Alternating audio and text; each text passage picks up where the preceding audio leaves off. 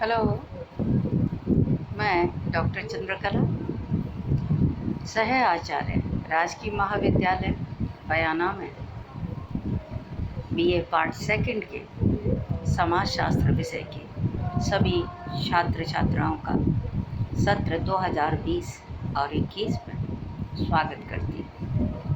बच्चों, आज हम सब यहाँ अनुसंधान विषय को लेकर चर्चा करेंगे।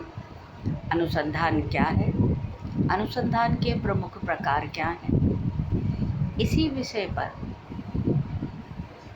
हम आपके समक्ष ऑनलाइन के माध्यम से चर्चा करने के लिए प्रस्तुत हो रहे हैं। देखिए, किसी भी क्षेत्र में नवीन ज्ञान की प्राप्ति अथवा विद्यमान ज्ञान में संशोधन, परिवर्धन अथवा परिमार्जन की दृष्टि से किए गए व्यवस्थित प्रयासों को शोध या अनुसंधान कहते हैं। शोध का उद्देश्य किसी समस्या से संबंधित सामान्य सिद्धांतों की व्यवस्थित खोज करना या शोध विषय का वर्णन करना या शोध विषय की व्याख्या करना हो सकता है।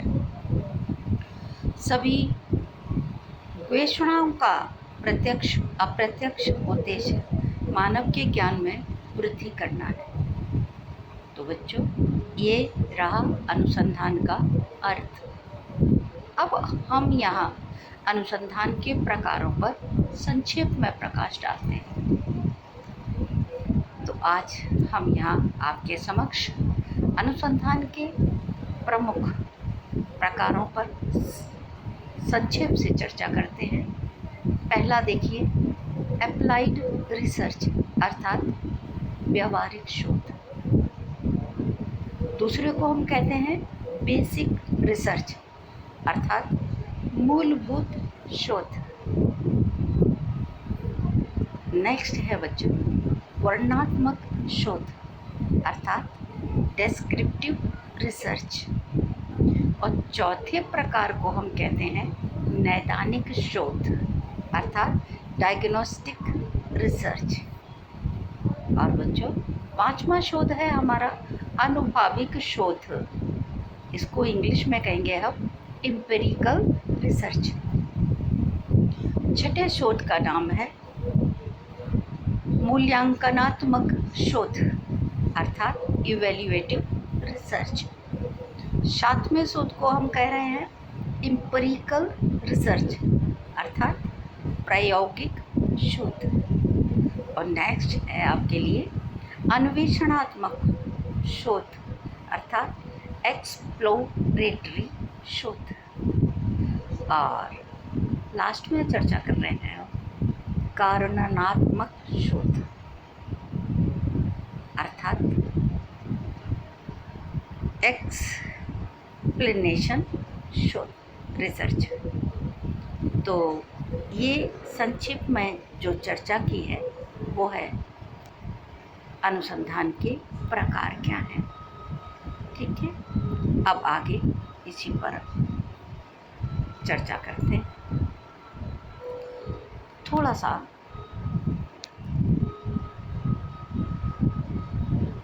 आगे इसको देखते हैं।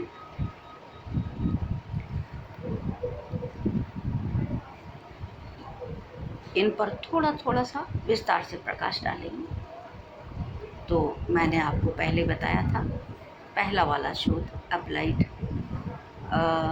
रिसर्च। ये एक ऐसी टेक्नोलॉजी है, एक ऐसी शोध प्रक्रिया है जिसका उद्देश्य तात्कालिक अथवा दूरगामी महत्व की व्यवहारिक समस्याओं का समाधान खोजना होता है। व्यवहारिक अनुसंधान कहलाता है। इसमें तथ्यों का संकलन नीति निर्माताओं की आवश्यकता तथा उपयोगिता के दृष्टिकोण को ध्यान में रख करके किया जाता है। ये ऐसे वैज्ञानिक सिद्धांतों की खोज पर बल देता है जिनके द्वारा व्यवहारिक महत्व की समस्याओं का तात्कालिक समाधान हम खोज सकें। तो बच्चों, ये शोध का प्रकार समाज के लिए बहुत ही उपयोगी होता है और इसका बहुतायत प्रयोग किया जाता है। अब दूसरी बात पे आते हैं, जो है हमारा मूलभूत अनुसंधान अर्थात बेसिक रिसर्च। इसमें क्या होता है कि किसी विषय के मूलभूत नियमों या वैज्ञानिक सिद्धांतों को विकसित किए जाने के उद्देश्य से जो भी गवेषणा या खोज की जाती है उसे हम मूलभूत शोध कहते हैं। ये व्यवहारिक शोध के आधार स्थली का कार्य करती है, यानी नींव का कार्य करती है। अर्थात इस अनुसंधान के प्रकार का भी बहुत महत्व है। अब हम आते हैं तीसरे वाले प्रकार पर। जब किसी शोध का उद्देश्य घटनाओं, संगठनों, संस्थानों अथवा किसी स्थिति विशेष का वर्णन करना होता है, तब इस प्रकार के अध्ययन को हम क्या कहेंगे? वर्णनात्मक शोध अर्थात डेस्क्रिप्टिव रिसर्च। इसमें क्यों है की अपेक्षा क्या है पर अधिक बल दिया जाता है। क्यों है हमारे लिए ज़्यादा महत्वपूर्ण नहीं है, क्या है हमारे लिए ज़्यादा महत्वपूर्ण है। और इस तरह के अनुसंधानों का प्रयोग हम जनमत जानने के लिए अधिकांश करते हैं सर्वेक्षण के रूप में।